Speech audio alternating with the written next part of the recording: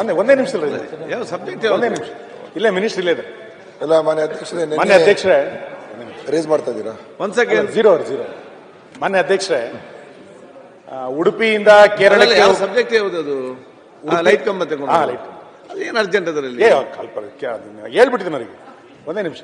ಉಡುಪಿಯಿಂದ ಕೇರಳಕ್ಕೆ ಹೋಗುವಂತ 400 kV ಲೈನಿಗೆ ಸಂಬಂಧಪಟ್ಟಂತೆ ಈಗಾಗಲೇ ಉಡುಪಿ ಮತ್ತು ದಕ್ಷಿಣ ಕನ್ನಡ ಜಿಲ್ಲೆನಲ್ಲಿ ರೈತರ ನಡುವೆ ಒಂದು ಸಣ್ಣ ಆತಂಕ ನಿರ್ಮಾಣ ಆಗಿದೆ. ಯೋಜನೆಗೆ ದೊಡ್ಡ ಪ್ರಮಾಣದಲ್ಲಿ ಯಾರು ಕೂಡ ವಿರೋಧ ಮಾಡ್ತಾ ಇಲ್ಲ. ಆ ಹೋಗುವಂತ ಟವರು ಮತ್ತು ಲೈನಿಗೆ ಸಂಬಂಧಪಟ್ಟಂತೆ ಕೃಷಿ ಭೂಮಿಗೆ ಹೆಚ್ಚು ಹಾನಿ ಆಗದಂತೆ ಸರ್ಕಾರಿ ಭೂಮಿಗಳಲ್ಲಿ ಅದನ್ನು ತೆಗೆದುಕೊಂಡು ಹೋಗಬೇಕು ಅನ್ನುವಂಥದ್ದು ಜನಾಗ್ರಹ ಇರುವಂತದ್ದು. ಹಾಗಾಗಿ ನಾನು ಸಚಿವರ ವಿನಂತಿ ಮಾಡುವಂತದ್ದು, ಸಣ್ಣ ಪ್ರಮಾಣದಲ್ಲಿ ರೈತರು ಯಾವ ಬೇಡಿಕೆಗಳಲ್ಲಿ ಇಡ್ತಾ ಇದ್ದಾರೆ, ಹೆಚ್ಚು ಕೃಷಿ ಭೂಮಿಗೆ ಹಾನಿಯಾಗದಂತೆ ಪರ್ಯಾಯ ಮಾರ್ಗದಲ್ಲಿ ತೆಗೆದುಕೊಂಡು ಹೋಗಬೇಕು ಅಂತ ಏನ್ ಹೇಳ್ತಾ ಇದ್ದಾರೆ.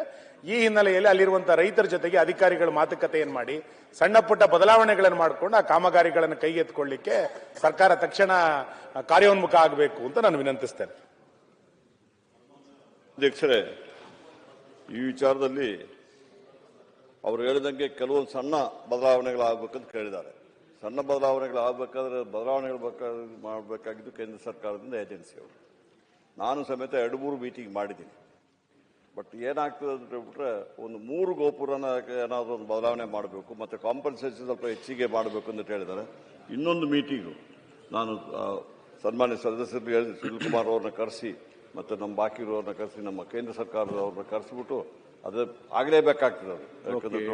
ಕಾಮಗಾರಿ ಆಗೋದಕ್ಕೆ ವಿರೋಧ ಇಲ್ಲ. ಅದೊಂದ್ ಸರಿ ಮಾತುಕತೆಯನ್ನು ಮಾಡಿ ನಂತರ ಕಾಮಗಾರಿಯನ್ನು ಪ್ರಾರಂಭ ಮಾಡಿ. ನೀವು ನಾಳೆ ನಡೆದ್ರೆ ಒಂದು ಮೀಟಿಂಗ್ ಕರೆದ್ರೆ ನಾನು ಬರ್ತೀನಿ. ಒಂದ್ಸರಿ ಕೂತ್ಕೊಂಡು ನಮ್ದು ಇದಾದ ಮೇಲೆ ನಾಳೆ ದಂಡದಾಗಿ ನಾವು ಯಾವತ್ತು ಹೇಳ್ತೀರ ಅವತ್ತು ಒಂದು ಮೀಟಿಂಗ್ ಫಿಕ್ಸ್ ಮಾಡಿ ಅಲ್ಲಿ ತನಕ DCR ಗೆ ಒಂದು ಇನ್ಸ್ಟ್ರಕ್ಷನ್ ಕೊಟ್ರೆ ಆಯ್ತು ಅಷ್ಟೇ. ಅವರು ಸ್ಟಾರ್ಟ್ ಮಾಡಿದ್ರು.